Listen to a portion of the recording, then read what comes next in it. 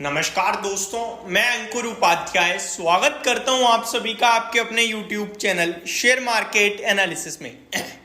यहां पे आप सभी के साथ बात करूंगा लंबे समय बाद जियो फाइनेंशियल सर्विसेज लिमिटेड के स्टॉक के बारे में। 350 रुपए पे आगे शेयर रुक गया है, थम गया है। बड़ी तेजी बनी थी स्टॉक में, अराउंड 230 रुपए से वन साइडेड भागा। ऑलमोस्ट 400 रुपए तक के हाई लगे हैं 394.70 के। अभी साइडवे चल रहा है, कंसोलिडेशन में चल रहा है। अब इन्वेस्टर्स का कंसर्न सवाल एक ही है, होल्ड करें, क्या फ्रेश लिया जाए या एग्जिट किया जाए।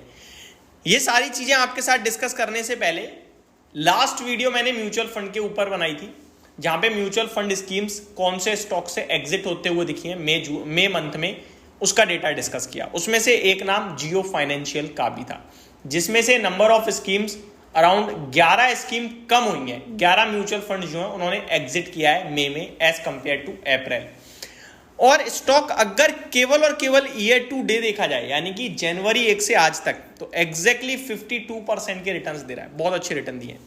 अब क्या करें, देखो इस स्टॉक की बात करें तो इस कंपनी पे सबको भरोसा है, क्योंकि ये मोटा भाई की है, ग्रो करेगी, बेस बहुत छोटा है, इसीलिए जो वैल्यूएशन है वो बहुत महंगे दिखते हैं। बट ये वैल्यूएशन ऑटोमेटिकली कम हो जाएंगे, क्योंकि बाजार को पता है जो अभी बेस है वो 3-4 गुना इजीली हो सकता है प्रॉफिट के लिहाज से। जैसे ही प्रॉफिट 3-4 गुना होगा, अर्निंग पर शेयर बढ़ेगा, इसका जो पीई है वो ऑटोमेटिकली डाउन आ जाएगा। ठीक है, अब कंसर्न क्या है, स्टॉक में बड़ी तेजी चली। तेजी शुरू हुई थी दिसंबर 2023 में, जहां से स्टॉक हायर हाई लगाना शुरू करता है। और ये हायर हाई लगता है आपके लिए अप्रैल 23 2024, यानी 23 अप्रैल 2024 तक, जहां स्टॉक आपके लिए 388 रुपीज की क्लोजिंग देता है। उसके बाद फर्स्ट टाइम ऐसा होता है कि स्टॉक अपने प्रीवियस लो को ब्रेक करता है। प्रीवियस लो था 15 अप्रैल का, जो 354 था। उसके बाद हाई लगा 388 का क्लोजिंग बेसिस पे, और 354 के लो को ब्रेक करता है आपका ये मई में 341 का लो लगाया। फिर जो रिकवरी में तेजी बनी वो प्रीवियस हाई को ब्रेक नहीं कर पाई। उस तेजी में स्टॉक ने 370 का हाई लगाया और पहले 388 का क्लोजिंग बेसिस पे हाई था। फिर अगेन टूटता है और गिरावट में एक बार फिर फ्रेश लो लगाता है 332 का। और अभी ये दोबारा रिकवरी बनी और रिकवरी में 360 के करीब स्टॉक ने क्लोजिंग दी है। 370 की क्लोजिंग अभी भी नहीं आई है।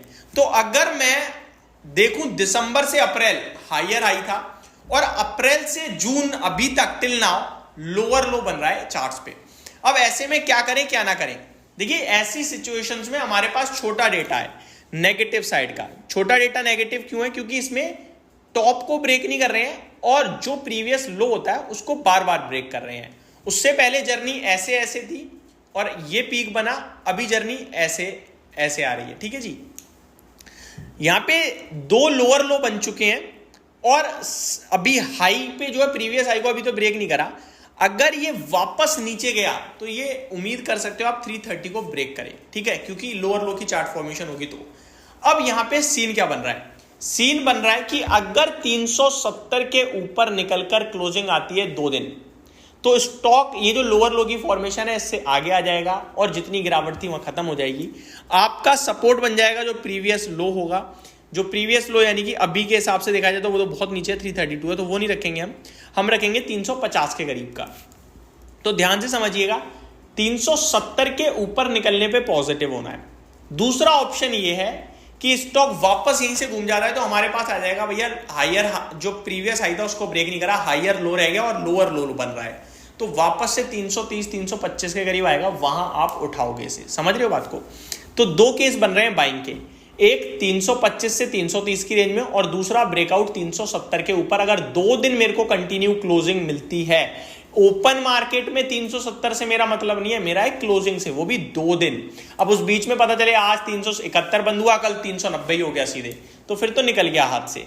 हमारी चीजें ये कहती हैं आज 371 बंद हो जाए, कल भी 371 72 बंद हो जाए तो उठाऊंगा मैं। मेरा स्टॉप लॉस 350 55 का आएगा, टारगेट 390 400 का बनेगा।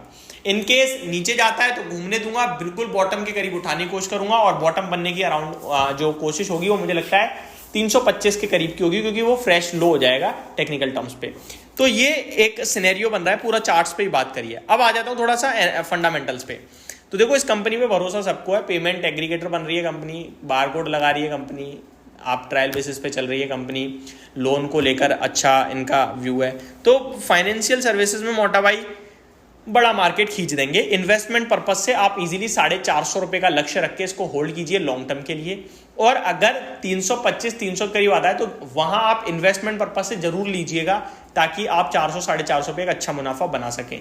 एक साल का व्यू है अगर किसी का तो इजीली वो 400-450 डेफिनेटली देख सकता है, जहां 300 पे अगर आपने ले लिया तो अच्छी बाइंग अपॉर्चुनिटी बन जाएगी। तो ये मेरी तरफ से जियो फाइनेंस के ऊपर वीडियो थी। होप आपको सारी चीजें समझ में आई होंगी। Thank you so much for watching this video. Have a great day guys.